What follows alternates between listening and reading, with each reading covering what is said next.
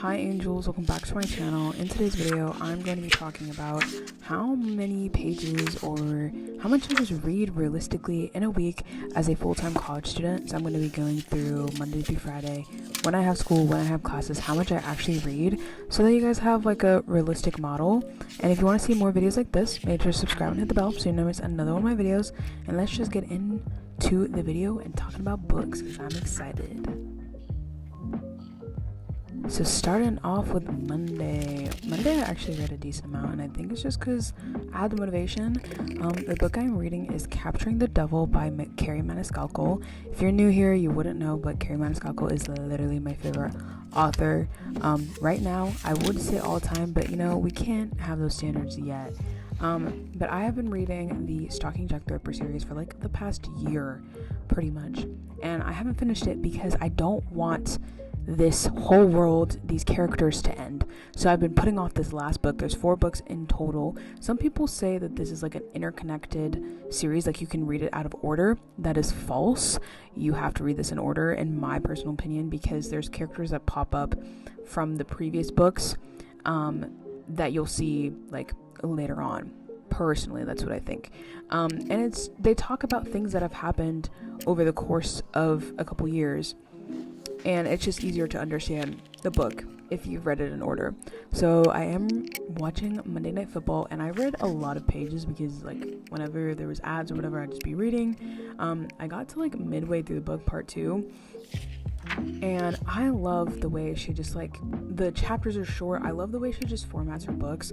I love the little quotes of Shakespeare, and she actually adds images, not just like these skulls. She adds images like this of the map of Chicago at the time, because it's like a historical fiction type book, but it's also a murder mystery fantasy a thriller set in historic times. So it was honestly just keeping me on my toes. I just couldn't put this book down, to be honest, and I read 116 pages because of how good this book is.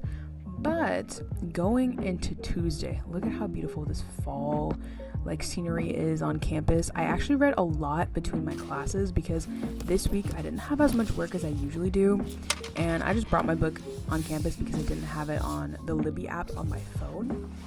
I read so much on Tuesday. Actually, the bulk of what I read from the whole week was on Tuesday, because here's the thing about me is it's easier to end a book for me than start it. So like when I start a book, it'll take me a little bit to get into it, and then once I'm in it, I like can't put it down. I become an addict of this book, pretty much. This book series, I haven't like told you, but I highly recommend it. It is a 5-star book series in my opinion. I love every single book in this series. They're all different. My favorite book of this series is actually the 3rd book, called Escaping from Houdini, and it's just like there's so many great aspects about that book. Like there's like a subplot of romance. You have like realistic magic, like a scientific magic system kind of, and then you have like the murder mystery thriller of it, like there's a murderer on the ship that they're on. So it's literally just so freaking good. I highly recommend this series. I think her writing is so easy to understand, and like the world, I mean, it's not really the world, like it's realistic because it's set back in like the 1800s, but I just love this so much because the main character, Audrey Rose, wants to be a forensic scientist. And in this time period, there was very strong gender roles, like women were supposed to be housekeepers and maintain the house and run everything, and then the men were supposed to be the one that worked. So you see her kind of fighting that adversity or that discrimination of like, you're a woman, you can't do that. And I just love how she wrote the character of Audrey Rose. Like Carrie Maniscalco killed it with this character. At the end of the book, I actually ended up like tearing up. I think I literally cried. That's how good it was, like truly. And what I love is on Tuesday I finished this book, so I really made sure I recorded like me finishing this book, and I was tearing up at the end of this book. It was honestly, I don't think it's the best book of the series. I genuinely think the 3rd one is. This book I'm still debating on if it's a 4 or 5 star, but I just gave it a 5 star because I know I'm going to be thinking about this characters, these series forever. I think about them all the time. I think about them every day, like how good of a book that was. And I just love Carrie Maniscalco. So everything. Now I'm on like a rampage of reading every single book that she ever has. I never read like author's notes either or acknowledgments, and I read hers, so I was shocked in and of itself. I started annotating books too, and it's because of Carrie Maniscalco, because she had so many good quotes with Thomas and Audrey Rose, or just like random stuff. Like Audrey Rose's family has a lot of like interesting characters, like literally people who have the craziest personalities, and I just loved the dynamic of her family as well. And everyone is like, all these characters are so lovable, so relatable, and I love them.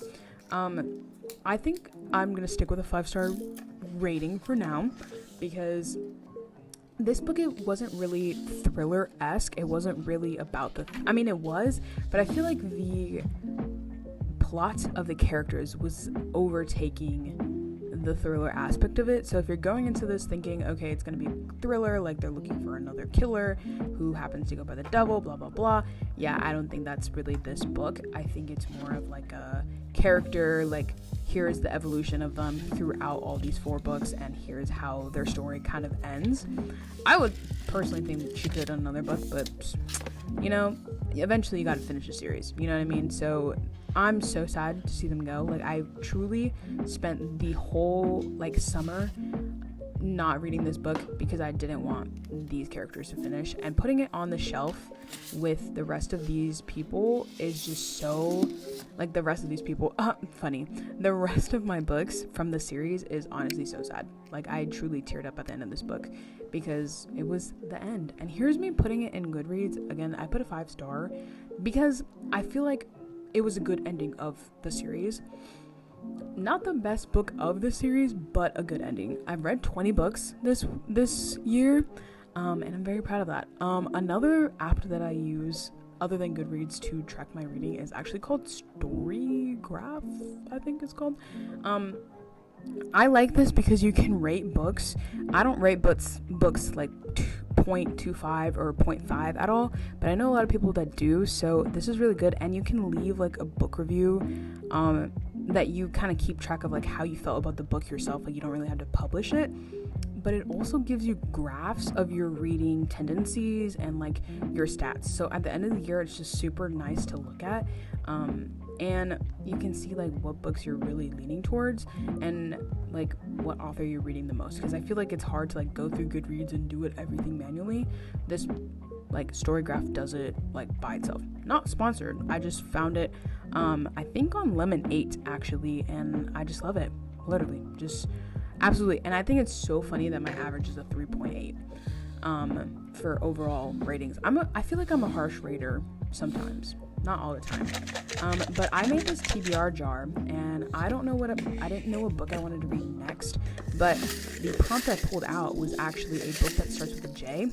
I looked through my TBR, my physical one and my online one, for literally 30 minutes, and I couldn't find anything except Jacqueline in Paris, which is set in like historic times, so I just got the audiobook for that one. But Wednesday started, but Tuesday I read 193 pages. Yeah, that was a lot. Wednesday is when everything in this week starts diminishing. Like, literally, I barely read the rest of the week, just because like I had to start working on Thursday. Like, I work during the weekends, my part-time job at Home Goods, which I've mentioned, but I also just feel like whenever I work, I the only thing I can think of is like school and work, and that's it. Like, I can't think about reading, so that's just my own problem, but whatever. So I actually have Jacqueline in Paris. It's like a historical fiction book. It is based in the end of World War II. She's like an American studying abroad in Paris. And the audiobook, I started actually on Thursday, but it's honestly pretty good because you hear the correct pronunciation of things in French whenever there's something like a cafe or something that they're going to that's in French. They actually pronounce it correctly, which I really like. So I'm interested in this book, but the book that I wanted to read and the series I'm going to start is The Kingdom of the Wicked by none other than Carrie Maniscalco. I told you once I start with something, I go down a rampage, and this was the start of that. So I love Carrie Maniscalco, and I started reading this book, and I only read 19 pages on Wednesday, but I read the prologue and I think a little bit of chapter 1 from this book, and I just remembered thinking, oh my goodness, her writing is honestly incredible. I actually read The Throne of the Fallen, which is like a spin-off series, but not really. It's in the same world. It's like an extended series, and it's adult romance and fantasy together, and I gave that book 5 stars. I read it over the summer, and it was so crazy because Throne of the Fallen is based off of this series. Like, this series comes first, but I never read it, so I had to start it, as you know, and I am honestly so invested. Did I read a lot of it? No, I only read 18 pages of it, but I'm obsessed and I can't wait to keep on reading it. But yeah, Wednesday was like the last day of me actually pulling out a book and reading, because on Thursday I listened to Jacqueline in Paris audiobook, and I read like 40 pages, and then Friday I didn't even pick up a book. I didn't even look at a book. I was like, no, oh, 52 pages, look at me. I read a little bit of The Kingdom of the Wicked, I know that, but it was mainly the audiobook. I listened to a little bit of it, but then I got a crazy headache for no reason, so I decided to stop listening to it. But yeah, I'm really excited about both of those books, and I'm really proud of all of the pages I read, because I usually don't read this much. So Monday I read 116 pages, Tuesday I read 193, Wednesday I read 19, Thursday I read 52, and Friday I read 0. But I'm very proud of that, because the reason I want to start reading more is because I used to scroll on TikTok so much, and now I'm replacing my TikTok time with reading time, so we're getting there. We are getting there. If you want more book content from me, make sure to subscribe. The total pages was 380, which is honestly almost a book. I'm very proud of that. So as I was saying, make sure to subscribe and hit the bell so you don't miss another one of my videos, and stay tuned until next Sunday's video, because I promise you guys it will be an amazing one. Thank you for watching, and if you want more book videos, let me know in the comments. But I will see you guys next Sunday. Bye guys.